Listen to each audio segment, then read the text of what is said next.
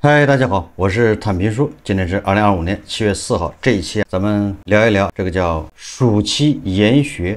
曾经一时，暑期研学非常火爆，一到这个暑期，很多跟研学相关的产业都非常火爆。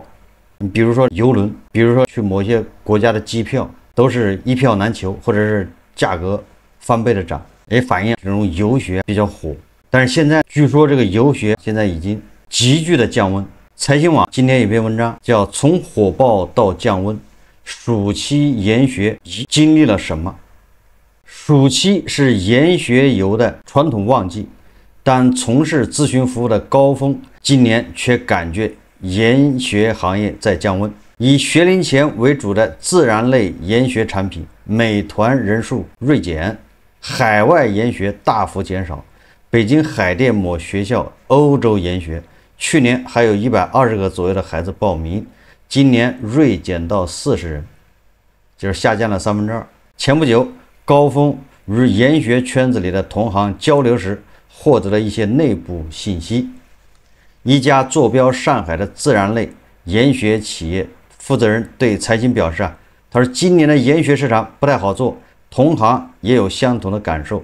苏州一家主攻文化研学的企业负责人诉苦道说今年行情比较差，都是来咨询的，报名的比较少。从报价来看，研学企业正在主动适应市场变化。金玉美国际旅行社有限公司入境缔结中心总经理范永柱接受媒体采访时表示说今年暑期旅行社收客情况一般，与去年相比略有下降。从研学游产品的整体价格来看，同比下降30%。从火爆到降温，研学市场经历了什么？家长教育消费观念又发生了哪些变化？你看看这个研学游市场不仅价格在下降，而且整个的人数也在下降，这叫双下降，戴维斯双杀。按道理来说，你价格降了，那你人就会多，便宜了嘛。实际上是不仅人数在下降，价格在下降，也就是研学游的市场一下就萎缩了，突然莫名其妙就没了。那到底发生了什么？这个财经网说，供给激增，遇上家长节流。家长节流就是家长没钱了，说俗一点，家长说不定都失业了，降薪。研学旅行是近年流行起来一种寓教于游的教学新业态。我记得有个叫说历史的一个袁老师他后来专门搞研学游嘛，带那个学生到全国各地景点学历史好像是这样。这就说明曾经的研学游非常火，要不然他不会走这个赛道。提倡走出校门，开展研究性学习和旅行体验相结合的校外实践活动，重在开阔学生视野，培养学生的生活技能、集体观念和实践能力等。2016年，教育部等11部门推进中小学生研学旅行，研学行业踏入发展快车道。疫情之后，出行需求激增，研学旅行迎来市场井喷。喷到什么程度呢？喷到了企查查数据显示，中国现存研学相关企业4.07万家，2023年至2024年企业注册数量4728家。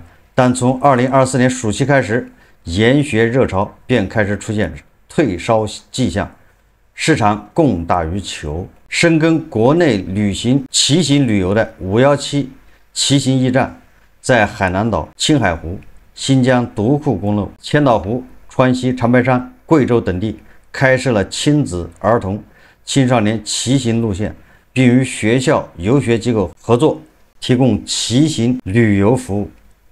客服小小对财经表示每年暑期青海湖、宜力、漠河等骑行路线相对更为热门，但从今年预订情况来看，亲子骑行订单量和价格较去年同期均有所下行。高峰表示，他说今年开始，研学行业出现了较为激烈的价格战，部分旅行社采取了回调价格、调整产品结构和策略，而一些研学老师个人的报价也在走低。今年算是最卷的一年，均单利润降到了入行以来最低。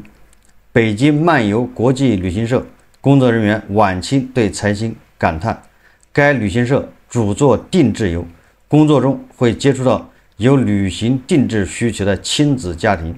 除行业内卷外，家长控制开支、消费水平下降等因素亦被多位受访者提及。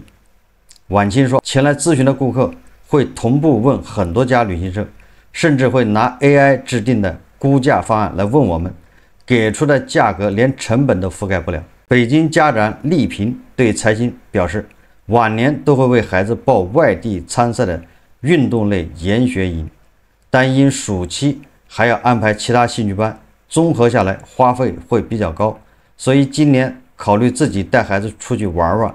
原本孩子一个人花的钱，基本可以覆盖一大一小的旅行开支。说来说去就是消费降级，说那么多弯弯绕，掩盖不了消费降级，掩盖不了家长的收入在下降。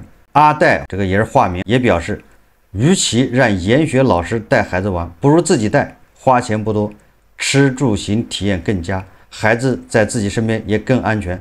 现在赚钱那么难，没必要去。你看看，回归本质了。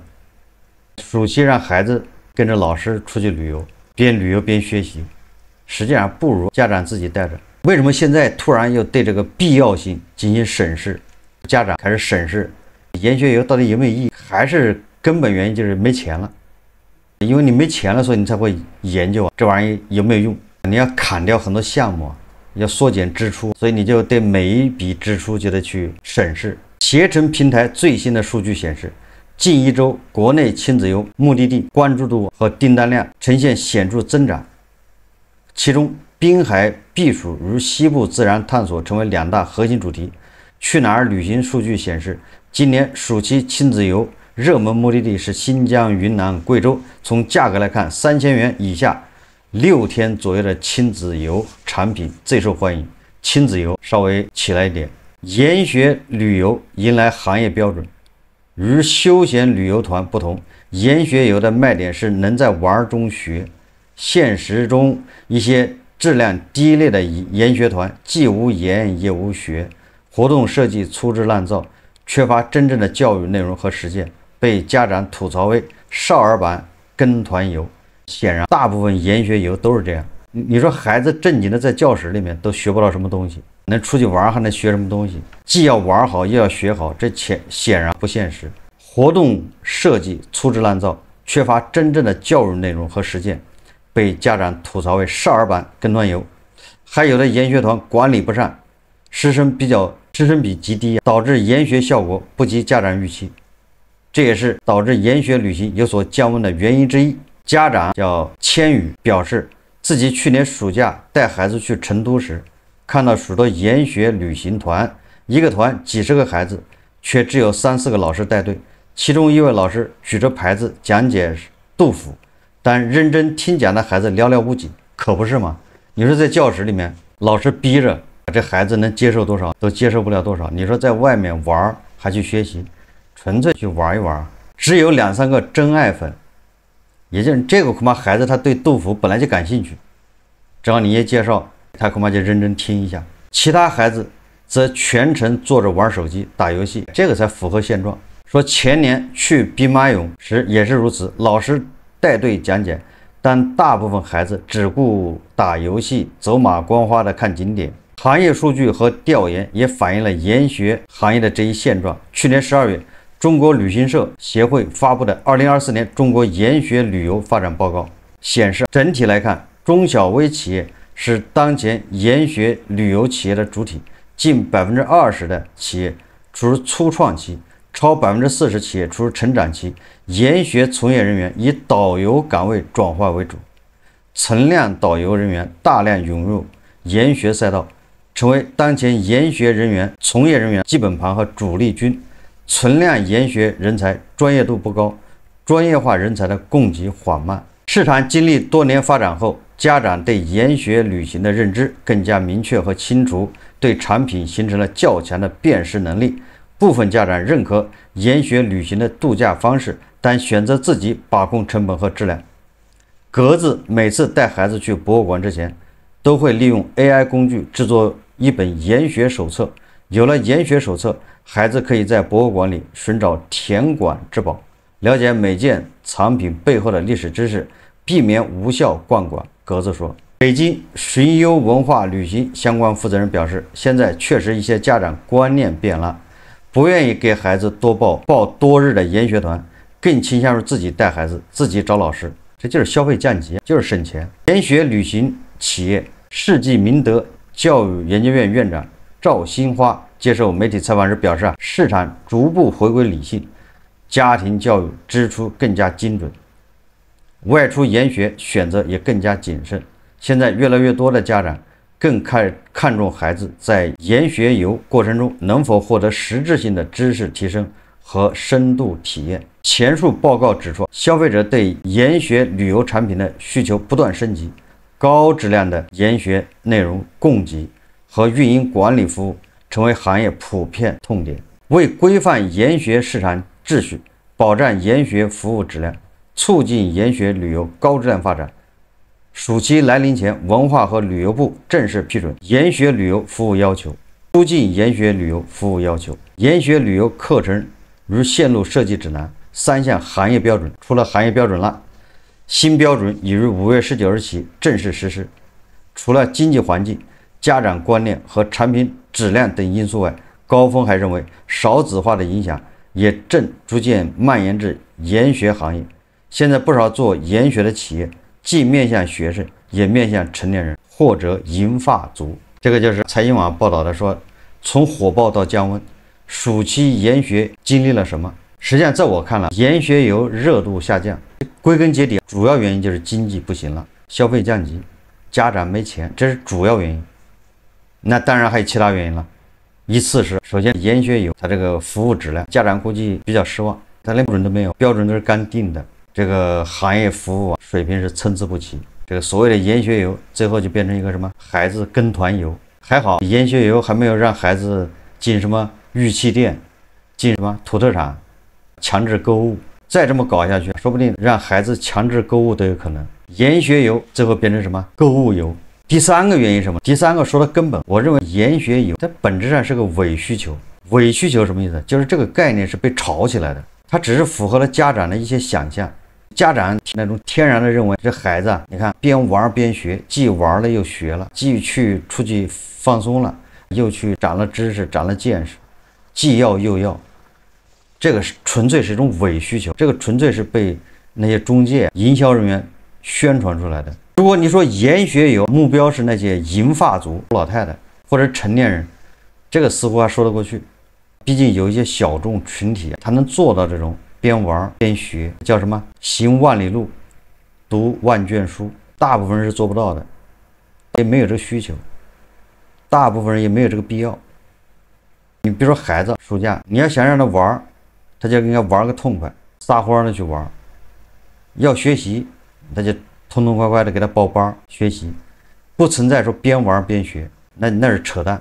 所以几方面原因导致研学游的热度急剧下降，而且明年就会更惨。这里面还涉及了新生儿出生率在下降，所以这个行业恐怕越来越卷，竞争会越来越激烈，以后会越来越乱。往大里说，在经济形势不好的情况下，家长收入现在越来越困难，收入在下降，压力越来越大的情况下，对子女的这种教育，尤其是这种兴趣教育投入在急剧下降，所以就会出现你看什么篮球培训班是吧？教篮球的爆雷，教游泳的爆雷，各种青少年什么课外辅导机构爆雷，这个咱们节目也介绍过好多回。它主要原因就是家长收入在下降，家长勒紧裤腰带，把很多不必要的支出都砍掉了。我们用时髦的话说，就是优化。家长也在优化自己的支出，把好钢用在刀刃上，有限的钱要花在这个紧急的项目上。所以你说家长要砍什么？那肯定是辅导班，这也就是那种兴趣班，这种研学游。说到兴趣班这个最近央视也曝光叫舞蹈培训市场乱象，就针对这些孩子的舞蹈培训，实际上跟研学游是一样，跟其他的什么兴趣辅导班性质是一样。总台的财经调查显示，说记者发现，眼下市场里一些教培机构悄悄玩起文字游戏，将培训机构包装成舞蹈工作室，通过注册有限公司打擦边球，规避监管。而令人震惊的是，这些假舞蹈培训机构里充斥着大量无教师资格证资质的假舞蹈老师。这些无证办学、无证教学的儿童舞蹈培训机构，已经导致了多名学习舞蹈的少年儿童发生伤残事件。记者暗访还拍了视频，大家看视频。在多地的走访调查中，记者发现截然不同的市场现象。合规运营的舞蹈培训机构严格遵守监管要求，将营业执照、办学许可证、收费价目表等核心资质在显著位置规范公示，经营流程清晰透明。与此同时，市场中的个别商家刻意规避培训学校等表述，多以舞蹈工作室等名称从事少儿舞蹈培训。记者稍加询问，这些商家们就漏洞百出。你们有办学许可证吗？肯定有的呀。那都没挂哎。我跟我们老板提一下建议。咱这儿有办学许可吗？我们办学许可在另外那个小区。那是学校才能办。那咱这也不算培训机构吗？不是，算，只管文化课。像你这种东西不管。这些开展少儿舞蹈培训业务的商家上传的营业执照中，经营范围虽标注文艺创作、组织文化艺术交流活动等易混淆表述，但均未包含教育培训、舞蹈培训等许可项目。根据国务院办公厅关于规范校外培训机构发展的意见第5条、第6条，确保证照齐全，校外培训机构必须经审批取得办学许可证后，登记取得营业执照才能开展培训。严格审批登记，校外培训机构审批登记实行属地化管理，县级教育部门负责审批颁发办学许可证。